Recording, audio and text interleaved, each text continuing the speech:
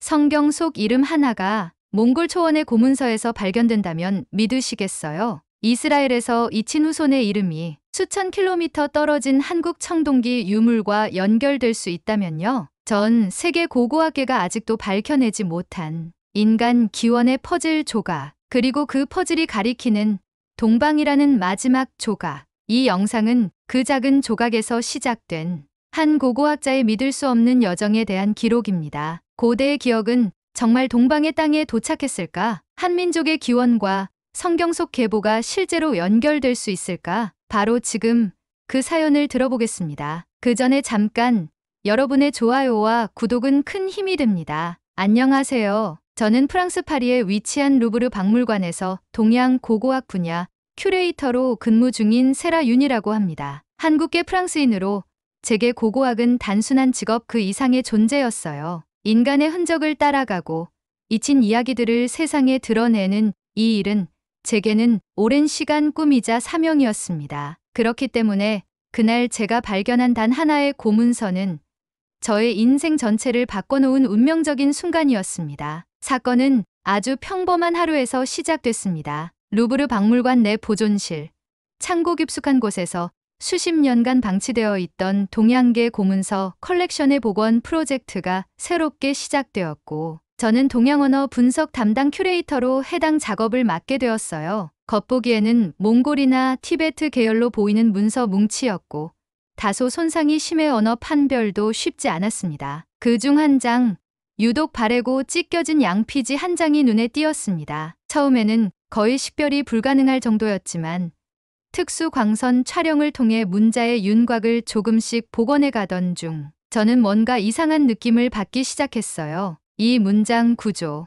어디서 많이 본 것 같았거든요. 욕단의 자손이 해가 뜨는 곳으로 향하였다. 처음엔 제 눈을 의심했습니다. 저 문장은 분명히 히브리어에서나 볼 법한 어휘와 구조였고, 무엇보다 욕단이라는 고유명사는 구약 성경 창세기 10장에 등장하는 셈의 후손 중 하나였기 때문입니다. 그런데 이 문서의 주변에는 분명 몽골 전통 서체로 쓰인 흔적들이 있었고, 이와 같은 언어적 혼합은 일반적인 고문서에서는 찾아보기 힘든 현상이었어요. 게다가 그 문장의 바로 옆 하단 구석에는 저를 전율하게 만든 문양이 새겨져 있었습니다. 그것은 한국의 고대 청동기 유물, 특히 비파형 동검 시대의 거울 뒷면에서 종종 볼 수 있는 태양신 무늬와 매우 흡사한 형태였어요. 작은 원형 문양 속에 동심원과 방사형 선이 얽혀 있는 구조. 저는 단번에 그것이 어떤 문화를 암시하고 있는지 직감할 수 있었습니다. 처음엔 우연이라 생각하려 했습니다. 수천 년에 걸쳐 다양한 문화가 교류했을 테니 어딘가 비슷한 문양이 존재할 수 있다는 정도로 받아들이려 했죠. 하지만 욕단의 자손이라는 성경적 맥락과 한국 청동기 문양의 이례적인 조합은 단순한 우연이라고 보기엔 너무도 치명적인 조합이었습니다. 그 순간부터 저는 이 문서에 집착하게 되었습니다. 기존 박물관 기록에는 이 문서를 19세기 말 러시아 탐험가가 시베리아를 거쳐 몽골에서 수집한 후 파리 유니버시티에서 기증된 것으로만 간단히 표기되어 있었어요. 그 이후 거의 한 세기도 넘게 아무도 주목하지 않았던 문서였던 셈이죠. 저는 가능한 모든 분석 자료를 모았고 당시의 언어학적 특성을 파악하기 위해 파리대학교 히브리어 연구소의 에우드 레비 박사에게 자문을 요청했습니다. 그의 반응은 저와 비슷했어요. 이건 누군가가 과거를 조작했거나 아니면 우리가 완전히 새로운 역사의 단면을 발견한 겁니다. 그 말이 제게 남긴 울림은 지금도 생생합니다. 그날 이후 저는 밤마다 잠을 이룰 수 없었습니다. 저 문서가 진짜라면 고대 중동의 계보가 동방으로 이동했다는 상상조차 하지 못했던 가능성을 제기하는 셈이었고, 그것은 고고학계 전체에 거대한 파장을 일으킬 수 있는 발견이었기 때문입니다. 하지만 동시에 불안도 컸습니다. 학계에서 이런 연결고리는 대체로 민족주의적 상상력으로 치부되기 쉬웠기 때문입니다. 과학적 증거가 부족하거나 감정이 앞선 주장으로 오해받을 수도 있었어요. 하지만 제 직감은 말하고 있었습니다. 이건 단순한 상상이 아니라고요. 저는 연구비를 신청하고 박물관 내부 보고서를 정리하며 이 자료를 근거로 본격적인 국제공동조사에 들어가야겠다고 결심하게 되었습니다. 그 고문서 한 장이 제 인생의 방향을 완전히 틀어놓았습니다. 그날 이후 저는 학문과 믿음, 논리와 직관 사이의 경계에서 살아가게 되었고요. 지금 이 글을 쓰고 있는 이 순간에도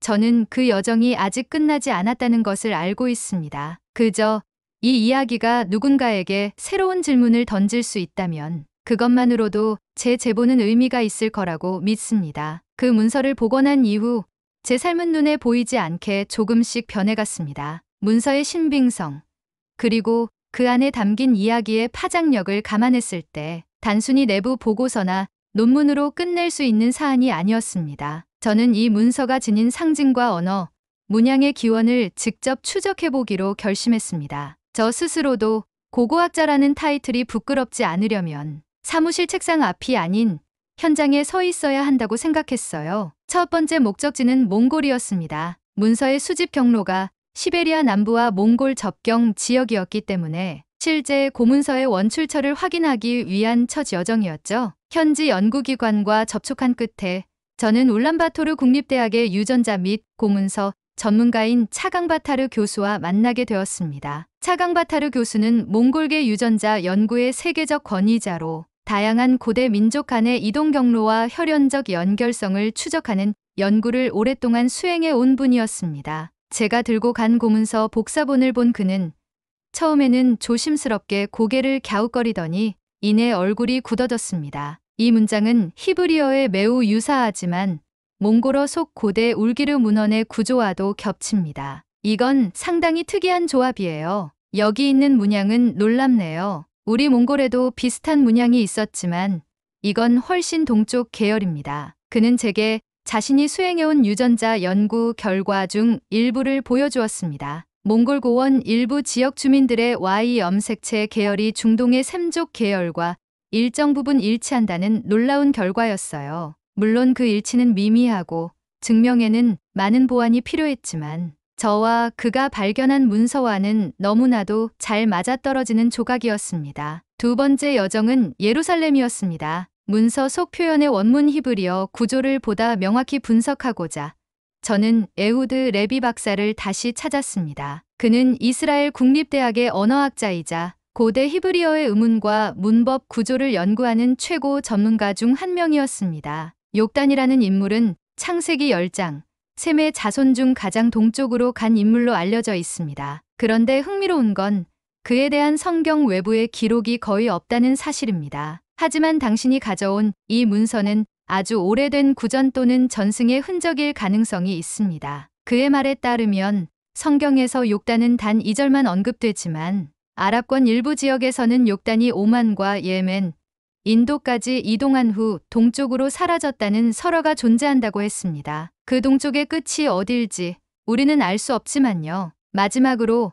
저는 한국으로 향했습니다. 제 뿌리이기도 한 이곳에서 저는 한국 고대사 전문가이자 문화유산 보존학자인 정서윤 박사를 만나게 되었습니다. 그녀는 조선시대 이전의 구비문학과 설화에 정통한 분으로 제가 가지고 있는 문양에 깊은 관심을 보였습니다. 이 문양은요, 단군신화 속 태양신 숭배와 연관된 고조선 거울 문양과 유사해요. 특히 여기 선의 배열은 삼신 사상의 영향을 받은 것으로도 해석될 수 있습니다. 그리고 욕단이라는 인물이 신화적 존재로 고대 한반도 설화에 암시된 흔적도 있을 수 있어요. 그녀는 고조선 설화 중 일부 문장을 보여주며 해 뜨는 곳에서 온 자들이 땅을 개척했다는 구절과 문서의 유사성을 지적했습니다. 점점 모든 퍼즐 조각들이 맞아떨어지는 느낌이었습니다. 그러나 저희의 여정은 생각보다 순탄치 않았습니다. 프랑스로 돌아간 후 학술지에 초록을 제출한 순간부터 저는 수많은 비난과 냉소를 받게 되었습니다. 민족주의적 환상,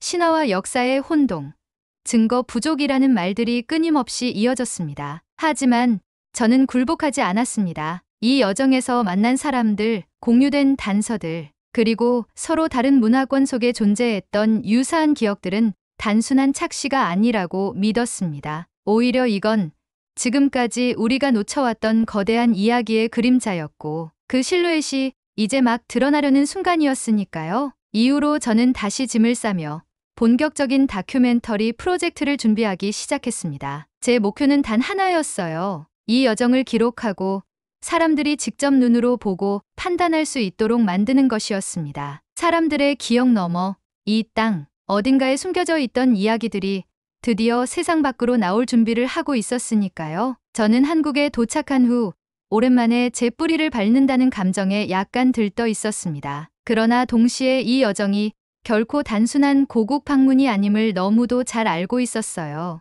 몽골과 예루살렘에서 얻은 단서들, 그리고 프랑스에서 받은 학계의 냉소, 그 모든 것들이 제 마음을 조금씩 눌러오고 있었습니다. 하지만 이 모든 압박 속에서도 저는 반드시 그 무엇을 찾아내야 한다는 사명감 하나로 이 여정을 이어가고 있었습니다. 정서윤 박사와 함께 진행한 여러 유물 분석과 고문서 대조 작업은 조금씩 결실을 보이기 시작했습니다. 저희는 강원도 오대산 근처 한 사찰의 고서고에서 조선 초기 이전의 고문서 복사본을 검토할 기회를 얻게 되었고, 그곳에서 저는 전혀 예상치 못한 문장을 발견하게 되었어요. 해가 뜨는 동쪽, 바다 너머에서 온 자가 산을 넘고 강을 건너 이 땅에 이르렀다. 그 문장은 오래된 국문체와 한자어가 혼재된 문장이었지만 분명히 동방에서 온 자에 대한 이야기를 담고 있었습니다. 너무도 유사한 표현이었기에 저는 숨이 멎는 듯한 충격을 느꼈습니다. 바로 그 순간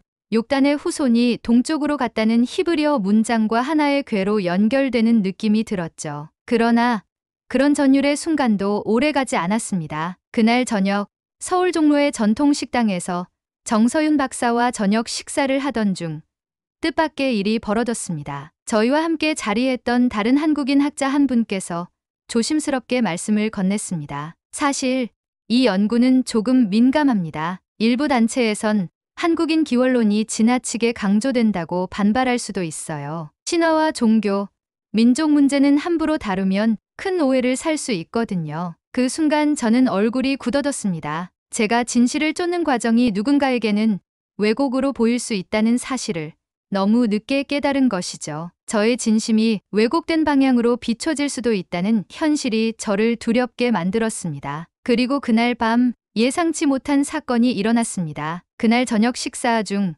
저의 예치아 치료 부위에 있던 레진이 식사 도중 떨어져 나갔고, 고통과 당황스러움에 저는 거의 말을 할 수 없는 상태가 되었어요. 외국에 나와서 갑작스럽게 치과 진료를 받아야 한다는 사실이 너무 부담스러웠고, 저는 어떻게 대처해야 할지 몰라 우왕좌왕했습니다. 그 모습을 지켜보던 정 박사는 아무런 망설임 없이 제 손을 잡고 일어섰습니다. 지금 바로 치과 가요. 여긴 한국이에요. 라고 말하며 근처 야간 응급 진료가 가능한 치과로 저를 데려갔습니다. 그곳은 마치 호텔 로비처럼 깔끔하고 조용했고, 의료진의 응대는 놀라울 정도로 친절했습니다. 저는 한국말을 거의 하지 못했지만 통역기를 통해 필요한 치료 절차가 빠르게 진행되었고, 1시간도 채 되지 않아 응급치료를 마칠 수 있었어요. 진료를 마치고 병원에서 나오는 길, 저는 울컥하고 말았습니다. 프랑스에서 이런 진료를 받으려면 사전 예약에, 대기 시간에, 비용까지 엄청났을 겁니다. 하지만 이곳에서는 단지 아프다고 말하자마자 누군가가 저를 도와주었고 시스템은 즉시 반응했습니다. 그제서야 저는 조금씩 깨달을 수 있었어요. 이곳 한국은 단지 제 뿌리의 나라가 아닌 이미 놀라울 정도로 현대화되고 성숙한 사회 시스템을 갖춘 국가라는 사실을요. 제가 추적하던 고대의 흔적은 단지 과거를 위한 탐사가 아니라 현재와 이어지는 증거였던 것이죠. 며칠 후 저는 다시 정서윤 박사를 찾아가 조심스럽게 물었습니다. 박사님, 정말로 욕단의 후손이 이곳까지 왔다고 생각하시나요? 그녀는 조용히 웃으며 말했습니다. 우리가 알고 있는 역사란 사실 어제 누가 써둔 일기장 같은 거예요. 그걸 모두가 진실이라 믿는 거죠. 하지만 그 이면엔 늘 더 많은 이야기들이 숨어 있습니다. 그 순간 저는 제 안의 회의와 두려움이 사라지는 것을 느꼈습니다. 정답이 중요한 게 아니었습니다. 중요한 건 질문하는 용기였고, 그 질문을 통해 새로운 길을 만들어가는 행위 자체였어요. 며칠간의 여정을 마친 후 저는 서울을 떠나기 전날 밤, 낯선 듯 익숙한 이 도시의 거리를 홀로 걸었습니다. 번쩍이는 간판들과 따뜻한 국밥 냄새, 길가를 걷는 사람들의 속도감마저 이젠 익숙해진 느낌이었어요. 그러나 그보다 더 강하게 제 안에서 일어난 변화는 이 여정이 제게 남긴 정체성에 대한 깊은 질문이었습니다. 프랑스에서 태어나고 자란 저에게 한국은 늘 어딘가 먼 이야기 같았습니다. 조상의 땅이지만 실감은 나지 않았고 이따금 가족 행사나 명절 때 잠시 스쳐 지나가는 과거의 그림자일 뿐이었죠. 하지만 지금의 저는 달랐습니다. 그저 연구 차원에서 시작된 이 탐사는 결국 제 자신을 마주하게 만든 인생의 전환점이 되었어요. 이번 여정을 통해 저는 하나의 가능성을 추적해왔습니다. 욕단의 후손이 해 뜨는 곳으로 향했다는 기록, 몽골 고문서 속 문장, 한국 고대 문양과의 기이한 일치, 그리고 예루살렘과 아랍 지역에서 전해 내려오는 신화들까지 각각의 조각은 개별로 보면 미약해 보일지 모르지만 함께 놓았을 때 그려지는 그림은 놀라웠습니다. 물론 이 여정에서 우리가 찾은 것은 결정적인 증거는 아닙니다. 고고학자나 유전학자, 언어학자들 모두 신중하게 말하겠죠. 가능성 혹은 의미 있는 유사성 정도의 언어로 정리될 수밖에 없습니다. 하지만 저는 이보다 더 강한 직관과 연결감을 경험했습니다. 그것은 단순히 고대의 흔적을 따라가는 여행이 아니라 인간이 누구이며 어디서 왔는가에 대한 근원적인 질문에 가까웠습니다. 프랑스로 돌아온 뒤 저는 이 여정을 기록하기 위한 다큐멘터리 제작을 시작했습니다. 처음에는 혼자였지만 차강바타르 교수와 레비 박사, 그리고 정서윤 박사 모두가 자발적으로 참여 의사를 밝혀주셨습니다. 각자의 시선과 연구 성과를 모아 우리는 하나의 질문을 던지는 작품을 만들기로 했습니다. 만약 인류의 뿌리는 서로를 잇는 실이었다면? 만약 잊힌 이야기는 지금 우리의 정체성을 다시 써내려가는 열쇠라면? 그 다큐멘터리는 지금 편집 단계에 있으며 6개월 뒤 국제 다큐멘터리 페스티벌에 출품될 예정입니다. 그리고 저희는 그 다큐의 마지막 장면에 이렇게 말할 예정입니다. 인류의 역사란 단 하나의 직선이 아니라 서로 교차하고 중첩된 수많은 이야기의 그물망입니다. 그리고 그 이야기들은 언젠가 어둠 속에서 빛을 만나게 되어 있습니다. 개인적으로는 이번 여정을 통해 제 삶이 완전히 달라졌다고 말씀드릴 수 있습니다. 이제는 한국이 더 이상 추상적인 조상의 나라가 아니라 저라는 사람을 완성하는 퍼즐 조각 중 하나가 되었기 때문입니다. 프랑스로 돌아온 이후에도 저는 종종 한강의 밤을, 남산에서 내려다보던 도심의 풍경을 떠올립니다. 그리고 그 기억이 저를 지탱하는 하나의 힘이 되어주고 있습니다. 이 제보를 통해 혹시라도 저와 같은 질문을 가진 분들께 작은 용기나 단서가 되어드릴 수 있다면 그것만으로도 충분하다고 생각합니다. 세상엔 아직 밝혀지지 않은 이야기들이 너무나 많고 우리가 그것을 마주할 준비가 되었을 때 역사는 말없이 우리에게 다가올지도 모르니까요. 저는 이제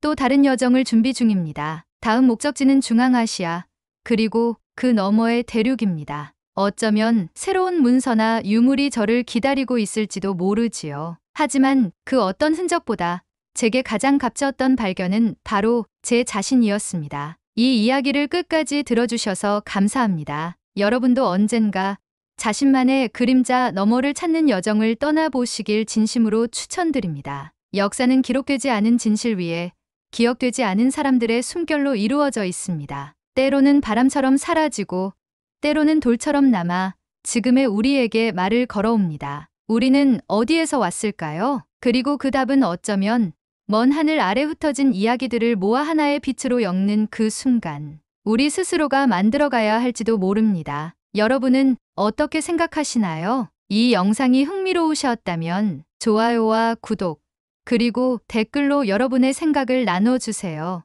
여러분의 제보도 기다리고 있습니다. 언젠가 세상을 바꿀 또 하나의 그림자는 바로 당신의 이야기일지도 모르니까요. 우리는 또 다른 이야기로 다시 찾아뵙겠습니다. 감사합니다.